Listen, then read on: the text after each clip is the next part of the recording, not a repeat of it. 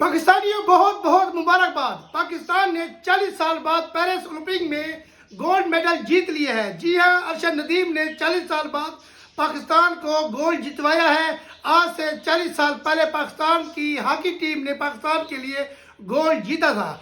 अरशद नदीम ने पाकिस्तान को बल्कि न कि 40 साल बाद गोल्ड जितवाया बल्कि 118 साल रिकॉर्ड भी तोड़ दिया है। जी हाँ, अरशद नदीम ने 92.96 थ्रो फेंक कर 118 साल रिकॉर्ड भी तोड़ दिया है और अपने नाम कर दिया है।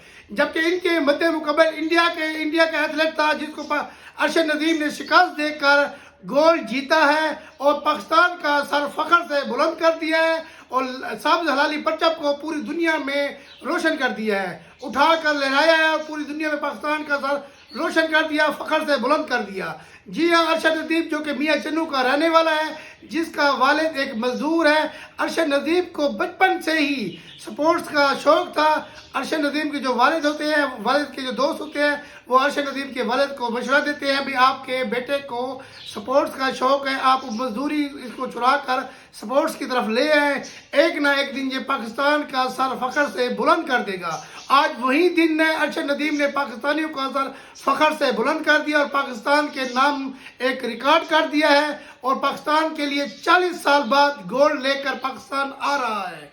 जी हाँ, हर पाकिस्तानी इस वक्त खुशी का इजहार कर रहा है, फख्र महसूस कर रहा है। सिंध गवर्नमेंट ने ऐलान किया है भी हम अरशद नदीम को 5 करोड़ रुपए इनाम दिया जाएगा, जबकि सिंध के गवर्नर की तरफ से 20 लाख रुपए का इनाम दिया जा चुका है। अरशद नदीम जो इस वक्त पेरिस में गोल्ड जीत चुका है पाकिस्तान के लिए, ना ही पाकिस्तान के किसी इदारे ने इनको सपोर्ट किया, ना ही पाकिस्तान की तरफ से इसको ये वहां पर भेजा गया है, बल्कि इनका एक दोस्त था लाहौर में, जिनकी तावन की वजह से अरशद नदीम पेरिस पहुंचा और वहां पर पाकिस्तान का सर फखर से बुलंद किया और पाकिस्तानियों के लिए गोल्ड जीत कर ला रहा है। आप कमेंट सेक्शन में इस वीडियो के बारे में कमेंट सेक्शन में अपनी राय जरूर दीजिएगा।